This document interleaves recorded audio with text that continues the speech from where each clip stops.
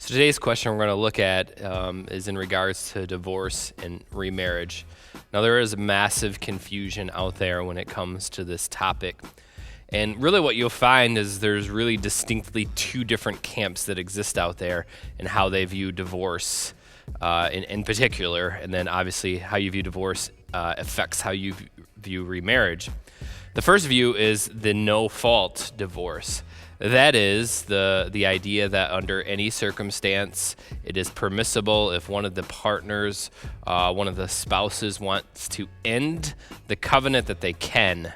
And of course, this is the view that is dominated by our state, that as a citizen here, you are able to be part of a no-fault divorce. So that's the one end of the spectrum. The other end of the spectrum is really the never divorce, never remarriage camp, unless there was adultery, the act of adultery in the relationship present.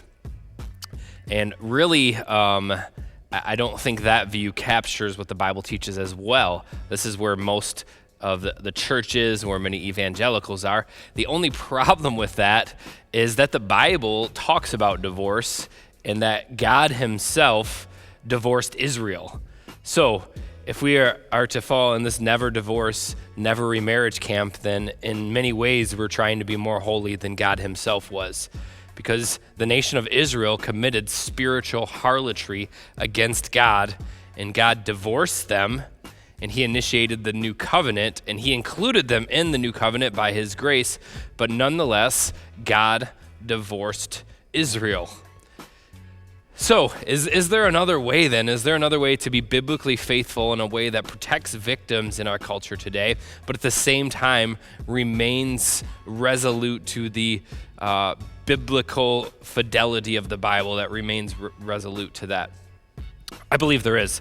And it begins by understanding the reality that if we want to talk about divorce, first we have to talk about marriage and understand that all marriages are made in heaven. That God is the author of marriage. God is the one who imputes value into a marriage. He is the one that does that. Matthew 19:6 says this: "So they are no longer two, but one flesh. What therefore God has joined together, let not man separate." God is the creator of all things, and he's the creator of marriage. He's the one that joined these two together. So in essence, what this verse is teaching us is that marriages are made in heaven. Man cannot separate them. But how are these marriages made? How then is this relationship formed between God and the husband and the wife? And in the Bible, it shows us that this marriage is made, this relationship is formed through covenant. Malachi 2:14 says, "But you say, why does he not?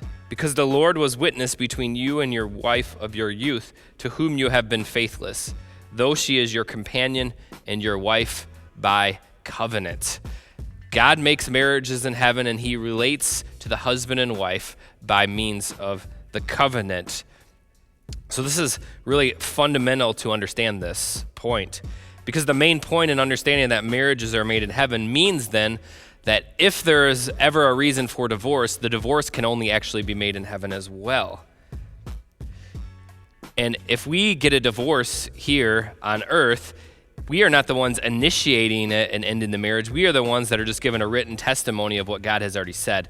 So that makes it very, very important then to understand what the Bible teaches are biblical offenses that could potentially end in divorce. Since man cannot separate what God has joined together, we must be clear on the offenses that will separate. Marriage is a covenant, so there is a cause and effect relationship that does exist. God hates divorce, but that does not mean that there are not biblical reasons for it. And we need to be clear on that so we can help protect victims in our culture today. So let's go to a few verses, because this is where the argument really comes to a head when it comes to biblical reasons for divorce. And the main verse that is used is Matthew 5, verses 31 and 32. Let me read those. "It is also said, whoever divorces his wife let him give her a certificate of divorce. But I say to you that everyone who divorces his wife except on the ground of sexual immorality makes her commit adultery, and whoever marries a divorced man commits adultery. Now, he's quoting an Old Testament law from Deuteronomy 24, verse 1. So I'm going to read that, and I'm going to make the connection here and unpack this for us, and I believe give us a better and healthier way to view these verses. So Deuteronomy 24:1 says, when a man takes a wife and marries her, if then she finds no favor in his eyes because he has found some indecency in her, and writes her a certificate of divorce and puts it in her hand and sends her out of his house, and she departs out of his house. Couple things. So when Jesus was speaking in the Matthew passage here, he was speaking to a group that was by and large basically practicing a no-fault divorce. So he was speaking very intently to them and reminding them what the Old Testament said. And then, so that's the first thing. Second thing, when it talks about sexual immorality in Matthew 31, when it says, except on the grounds of sexual immorality, the better word for that is fornication. And that word in the Greek is basically the identical word in the Hebrew, the word where it says if you found some indecency in her. Literally, it's the same word. So what he's pointing out here is to these people that were basically practicing no-fault divorce is you need to have, you can't just go around and divorce anyone you want. There needs to be biblical reasons. And he attaches it back to what the Old Covenant teaching on it taught. So this is vitally important to understand this. Now, when it refers to this fornication or this uncleanness in the other person, the one thing it obviously refers to is a variety of sexual sins, not just adultery. That's why it would be better understood to put a word like fornication there. So it refers to a variety of sexual sins, but it also refers to other offenses as well. Essentially, it refers to all of the capital offenses that were punishable by death in the Old Testament. These are all biblical grounds for issuing a bill of divorcement. Think of it this way. Marriage is a picture of Christ. Marriage is a picture of the biblical covenant. So if there is an attack that someone has against the biblical covenant, certainly that attack would be an attack on the marriage covenant as well. So if someone does these things within the context of a marriage covenant, certainly that is a divorceable offense. So let me work through some of these. These are offenses that were punishable by death in the Old Testament, and I believe that if they happen in the confines of a marriage relationship, it will bring what we would refer to as covenantal death, which would then give the party who's a victim of this some choices that they need to make. So here are a few things that are divorceable offenses. First category would fall under the category of idolatry, blasphemy, and false prophecy. Now, this is why it's ideal when two believers come together, because marriage is supposed to be a picture of the relationship that Christ has with the church. But nonetheless, marriage is attached to the creation order, so not everyone who is a believer or everyone has to be a believer to participate in the blessing of marriage. But there is a reason that the vast majority of marriages that are not in the Lord do not succeed. There's a reason for that there's a high failure rate. But nonetheless, this is a sacred institution that's protected by God. And what I'm referring to here is that if there's any deliberate attack to destroy the Lord within the marriage relationship from one party, that is a direct attack on marriage. And such an attempt is a divorceable offense for the believer and unbeliever. Second category, this one might surprise people, but it's based off the Old Testament law. Witchcraft, divination, and spiritism. Now, these acts are a direct conspiracy against the Lord. In the Bible, there's no distinction such as good magic and bad magic. All magic is bad, and it is an attempt to undermine the Word of God.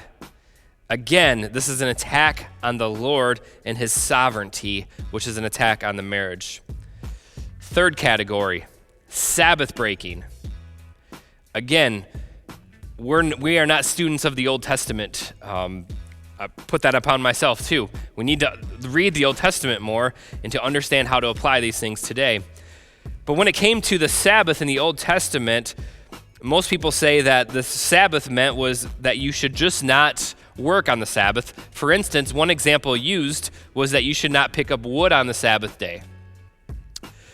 A superficial reading of the Bible may bring us to that conclusion, but here's the thing that's actually what was going on. This Sabbath breaking that was taking place, it's a deliberate attempt to foil a special day of rest by overtly working when work was not necessary.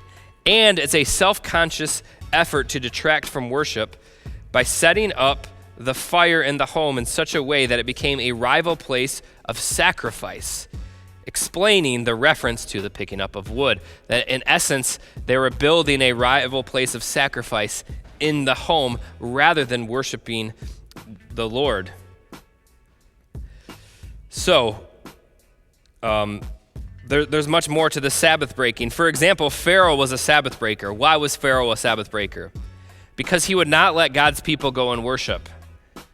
So he was a Sabbath breaker because he was preventing others from doing it. Instead, he set up his own rival place of worship to keep the nation of Israel from worshiping their God. Thus, Pharaoh eventually received the death penalty. So here's what this means to us, applied to marriage today. If one spouse is preventing the other from worshiping God, he's threatening the innocence of his or her spiritual life, and that is an offense that is hated by God. Fourth category, sexual sins, and this is the most obvious one, but it includes more than adultery. It includes homosexuality, bestiality, rape, adultery, incest, and today I would say it includes things like pornography. This is a serious offense and a serious attack on the one flesh relationship in the covenant. Fifth category, murder. Now, the obvious ones would include infant sacrifice like abortion, but some other ones that should be placed here under murder is physical abuse, because that's an intent to harm, desertion, whether it's physical or sexual desertion, or it could be the stubborn failure of a father to provide economically for their family, because in essence, he is leaving them to starve. These are significant things. So not just literally killing someone, but the act of intending or even unintending to do harm in them, but nonetheless by your efforts doing harm to a person. These are divorceable offenses. Sixth category, contumacy and malicious perjury. Let me explain those. Contumacy has to do with rebellion to biblical authority, which is tantamount to attacking God. So that would be if one of them is rebelling against biblical authority, that is an offense against God. The other one would be malicious perjury, or that would be a violation of an oath. So what that would mean is if someone established the marriage covenant under false pretenses. That's something to consider. A person had lied to them about their identity, about their habits, about who they are, and they established the covenant under false pretenses. That would be malicious perjury. So I kind of painted some broad strokes here, but I hope that this helps us to develop a more biblical understanding of divorce. Now, God does hate divorce. But the reality is that we live in a world where two sinful people come together, and God has set up in his laws ways to protect the innocent party. That's where we need to get a healthier view of these divorceable offenses so we can come and serve the innocent party. Because when one of these offenses happen, what it brings is it actually brings death. A certain type of death, though. It brings covenantal death. Now, when the Bible speaks about death, it speaks about death that there's a physical death, there's a spiritual death, but also there's a third category that we don't talk about often, and it's a covenantal death. For instance, in the garden, when Adam sinned and he rebelled against God, and God had told him that if he did that, that on the day that he did that, he would surely die.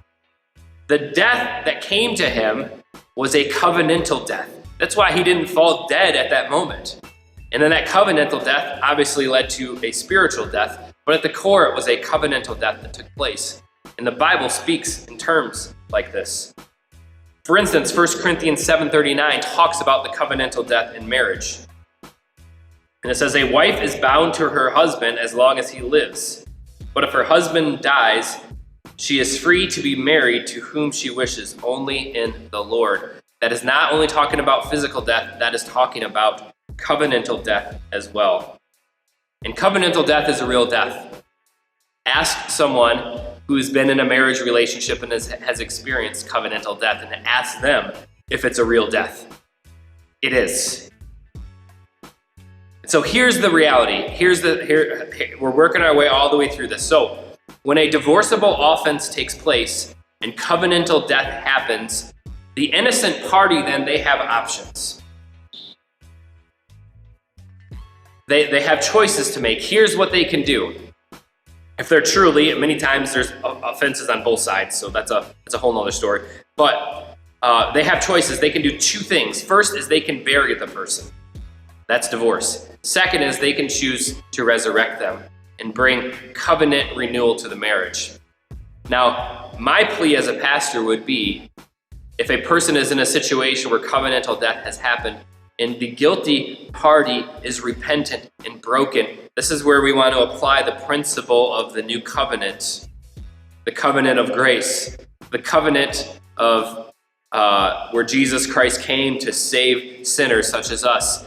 And I would urge people to resurrect that, if at all possible. So, just a few things. We've worked our way through a biblical understanding of divorceable offenses. We've talked about covenantal death. We've talked about the options that the innocent party has. Now, just a few practical things I want to conclude with. First, don't make this decision yourself. If you are a believer and you are a member of a local church, you should not make this decision yourself. Now, here's why it is so important to be part of a biblically faithful local church, because you want people that are going to walk through this with you in a more faithful way, not the no-fault divorce way and not the never divorce, never remarriage camp. So if you're not in a church like that, I would urge you to find one right now. Because you should not make this decision yourself. It should go to the leadership of your church, and the evidence should be gathered to see if such a divorceable offense has actually taken place. And then the final thing I want to say is to the people that would hear this and say, well, what if I'm divorced already? Two different types of people. First, maybe one who is a victim of one of these divorceable offenses that I shared. I hope that today you would feel like that you would see that you were a victim and your decision did actually honor God. And I would hope that you would stop feeling like you're treated like a second-class citizen and know that a offense happened to you and not the other way around. And I hope that you'll find freedom in that. Second category, there's someone listening to this and they are the one that actually initiated a divorce, and they are actually the one that is a guilty party. I still want you to know, on the basis of the new covenant, God divorced Israel, then he formed a new covenant. The fundamental working of the new covenant is the resurrection of Christ. So you can resurrect a new marriage relationship and bury that old one. Now, what you should do is, if you are the guilty party in that and you had done things that are unbiblical, is you need to repent of that and make any restitution that may be necessary. But after you have done that, you should move on under the blood of Christ and the freedom of Christ and the freedom of the new covenant, and learn your lessons and know that a new marriage covenant can be formed that will glorify and honor the Lord Jesus Christ.